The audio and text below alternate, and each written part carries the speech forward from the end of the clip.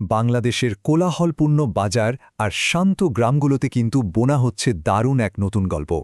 এটা শুধু হাজার বছরের ঐতিহ্যের গল্প না, এটা বিলিয়ন ডলারের অর্থনৈতিক সম্ভাবনারও গল্প। কিন্তু প্রশ্ন হল, যে হাতগুলো এই অসাধারণ শিল্পকর্ম তৈরি করছে, তারা কি পারবে বিশ্ববাজারের সব চ্যালেঞ্জ মোকাবেলা করতে? চলুন আজকের এই বিশ্লেষণে আমরা বাংলাদেশের হস্তশিল্পের ভবিষ্যৎ সম্ভাবনাটা একটু তলিয়ে দেখি। এই খাতের বিশালতা বুঝতে হলে প্রথমে এই সংখ্যাটা দেখা যাক। ধারণা করা হচ্ছে ২০৩২ সালের মধ্যে পুরো বিশ্বের হস্তশিল্পের বাজার গিয়ে দাঁড়াবে ১,৮৬৪.১ বিলিয়ন ডলারে। ভাবা যায়? এটা কিন্তু শুধু একটা সংখ্যা না, এটা বাংলাদেশের অর্থনীতি আর এখানকার প্রতিভাবান কারিগরদের জন্য একটা বিশাল সম্ভাবনার দরজা খুলে দিতে পারে। কিন্তু এই যে এত বড় বড় সংখ্যার কথা বলছি, এর পেছনে কিন্তু আছে মানুষের গল্প। টারেসার মতো হাজারো কারিগরের গল্প, যিনি হয়তো শখের বর্ষে বাবার কাছে ঝুড়ি বুনতে শিখেছিলেন। কে জানত, প্রজন্ম থেকে প্রজন্মান্তরে পাওয়া এই সাধারণ দক্ষতায় একদিন তার পুরো পরিবারের বেঁচে থাকার অবলম্বন হয়ে উঠবে। শিল্পের সাথে জীবনের এই যে একটা বাঁধন, এটাই কিন্তু এই ঘাতের আসল শক্তি। তো কি এমন বিশেষত্ব আছে এই শিল্পকর্মগুলোতে, যা এগুলোকে শুধু সাধারণ পণ্য থেকে অনেক বেশি কিছু করে তোলে? কেন এগুলো এতটা মানুষের মন ছুঁয়ে যায়? উত্তরটা কিন্তু লুকিয়ে আছে আমাদের সংস্কৃতি আর ইতিহাসের ভাজে ভাজে। এক একটা জামদানি জটিল নকশা বা একটা নকশিকাথায় বোনা লোককাহিনী, প্রতিটি বুনন যেন হাজার বছরের গল্প বলে। এগুলো তো শুধু কাপড় বা সুভিনিয়র না, এগুলো বাংলাদেশের পরিচয়ের এক একটা জীবন্ত দলিল, যা খুব যত্নের সাথে এক প্রজন্ম থেকে আরেক প্রজন্মে চলে আসছে। এখন প্রশ্ন হল, এই যে এত অসাধারণ সব শিল্পকর্ম, এর পেছনের মানুষগুলো আসলে কারা? কারা এই প্রাণবন্ত শিল্পটাকে টিকিয়ে রেখেছে? ব্যাপারটা বেশ অবাক করার মতো। এই খাতের মেরুদণ্ডই হলেন নারীরা। অর্ধেকেরও বেশি কর্মী নারী, যাদের অনেকেই সাধারণ গৃহিণী। তারা তাদের ঐতিহ্যবাহী দক্ষতাকে কাজে লাগিয়ে অর্থনৈতিকভাবে স্বাবলম্বী হচ্ছেন। এটা তাদের সহনশীলতা আর উদ্ভাবনী শক্তির এক অসাধারণ প্রমাণ। আর সবচেয়ে দারুণ ব্যাপার হলো, এই কাজগুলো কিন্তু বড় বড় ফ্যাক্টরিতে হয় না, বরং বাড়ির শান্ত পরিবেশে তৈরি হয়। প্রায় ৯৮% উৎপাদনই হয় ঘরে বসে, যা প্রত্যেকটা শিল্পকর্মে একটা গভীর ব্যক্তিগত ছোঁয়া দেয়। আর এ কারণেই প্রতিটা পণ্য হয়ে ওঠে সত্যিই অনন্য। কিন্তু এত সম্ভাবনা, এত সুন্দর গল্পের পরেও বিশ্ববাজারে যাওয়ার পথটা কিন্তু একদম মসৃণ না। দেশের ভেতরে এবং বাইরে দুই দিকেই বেশ কিছু জটিল বাধা আছে, যা এই খাতকে তার পূর্ণ সম্ভাবনায় পৌঁছাতে দিচ্ছে না। চলুন সেই বাধাগুলো একটু খতিয়ে দেখা যাক। যারা এই কাজটা করছেন, মানে কারিগর বা ছোট রপ্তানিকারক, তাদের জন্য ব্যাপারটা বেশ কঠিন। প্রথমত টাকা পয়সার অভাব, তারপর ধরুন নতুন প্রজন্মের মধ্যে এই কাজ শেখার আগ্রহ কম, তাই দক্ষ কারিগরেরও সংকট। আবার ঠিক সময়ে কাঁচামাল পাওয়াটাও একটা বড় চ্যালেঞ্জ। আর তার উপর নতুন নতুন ডিজাইন নিয়ে গবেষণা করার মতো ভালো কোনো প্রতিষ্ঠানও নেই।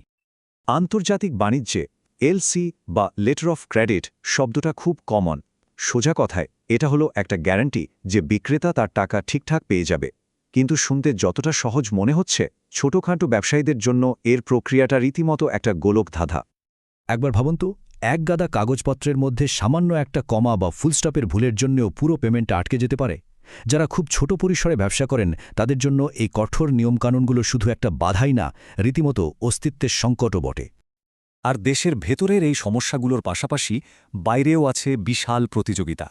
একদিকে চীন, যারা টেকনোলজি দিয়ে কম খরচে অনেক বেশি জিনিস বানাচ্ছে। আরেকদিকে ভারত, যেখানে সরকার নিজে থেকেই রপ্তানিকারকদের সব রকম সাহায্য করছে। এই দুই শক্তির সাথে পাল্লা দেওয়াটা কিন্তু সহজ কথা না। এত সব চ্যালেঞ্জের কথা শুনে হয়তো মনে হতে পারে সব শেষ, কিন্তু না, গল্পের আসল মজাটা তো এখানে। এই বাধাগুলো পার করলেই কিন্তু অপেক্ষা করছে এক বিশাল সুযোগ। চলুন এবার সম্ভাবনার দিকটা দেখা যাক। ডেটা কিন্তু বেশ আশাব্যঞ্জক। এত সমস্যার পরেও বাংলাদেশের রপ্তানি বাড়ছে বছরে প্রায় ৮.৩% হারে, আর পুরো বিশ্বের বাজার বাড়ছে আরও দ্রুত, প্রায় ৯.২% করে। তার মানে কি? তার মানে হলো চাহিদা প্রচুর, আমাদের শুধু সেই সুযোগটা ধরতে হবে। আর সবচেয়ে বড় সুযোগটা তৈরি হয়েছে বিশ্বজুড়ে মানুষের মানসিকতার পরিবর্তনে। এখন কিন্তু মানুষ আর শুধু সস্তা মেশিনে তৈরি জিনিস চায় না, তারা এমন জিনিস চায় যার একটা গল্প আছে, যেটা হাতে তৈরি, যেটা পরিবেশের কোনো ক্ষতি করে না। আর এই ট্রেন্ডটা কিন্তু বাংলাদেশের হস্তশিল্পের জন্য একেবারে পারফেক্ট। তো কোন কোন দেশে এই জিনিসের চাহিদা সবচেয়ে বেশি? তালিকায় আছে আমেরিকা, যুক্তরাজ্য, ইউরোপের বিভিন্ন দেশ, এমনকি জাপান আর অস্ট্রেলিয়ার মতো দেশও। এখানের মানুষজন এই হাতের কাজের পেছনের গল্পটা জানতে চায়, এর আসল কারুকার্যের কদর করে। তাহলে মূল প্রশ্নটা হলো বাংলাদেশ কিভাবে এই চ্যালেঞ্জগুলো কাটিয়ে উঠে বিশ্ববাজারের এই বিশাল সুযোগকে কাজে লাগাতে পারে? এর উত্তরটা শুধু আশা করে বসে থাকাতে নেই, বরং একটা কৌশলগত এবং বাস্তবসম্মত কর্মপরিকল্পনার মধ্যে আছে। বিশেষজ্ঞরা খুব সহজ কিন্তু কার্যকর একটা 4 দফা পরিকল্পনার কথা বলছেন। 1 নম্বর, কাঁচামালের যোগান নিশ্চিত করতে হবে। 2, নতুন নতুন ডিজাইনের জন্য ডিজাইন সেন্টার বানাতে হবে। 3, কারিগররা যেন সহজে লোন পায় সে ব্যবস্থা করতে হবে। আর 4 নম্বর, বিশ্বজুড়ে মেড ইন বাংলাদেশ হস্তশিল্পের ব্র্যান্ডিং করতে হবে। আর এটা কিন্তু শুধু কথার কথা না, কোনো কাজের দায়িত্ব কার সেটাও ঠিক করে দেওয়া হয়েছে। যেমন খুব জরুরি ডিজাইন সেন্টার তৈরির কাজটা দেওয়া হয়েছে শিল্প মন্ত্রণালয়কে। কাঁচামাল হাব তৈরির দায়িত্বেও আছে শিল্প মন্ত্রণালয় আর বিসিক, মানে পুরো ব্যাপারটা এখন একটা সুনির্দিষ্ট পরিকল্পনার আওতায়। এর মধ্যে সবচেয়ে চমৎকার একটা আইডিয়া হল কারুশিল্পগ্রাম বা ক্রাফট ভিলেজ তৈরি করা। ভিয়েতনামে এই মডেলটা কিন্তু দারুণ কাজ করেছে। এতে কি হয়, একদিকে আমাদের শত শত বছরের পুরনো ঐতিহ্য টিকে থাকে, আবার অন্যদিকে কারিগররাও অর্থনৈতিকভাবে স্বাবলম্বী হন। তো সবকিছু মিলিয়ে কি দাঁড়ালো? একদিকে আছে একটা পরিষ্কার রোডম্যাপ, আর একদিকে আছে খাঁটি জিনিসের জন্য আগ্রহী একটা বিশ্ববাজার। এখন প্রশ্ন একটাই, বাংলাদেশের কারিগররা কি পারবে তাদের এই অসাধারণ ঐতিহ্যকে একটা গ্লোবাল সাকসেস স্টোরিতে পরিণত করতে? এর উত্তরটা কিন্তু এখনও লেখা হয়নি।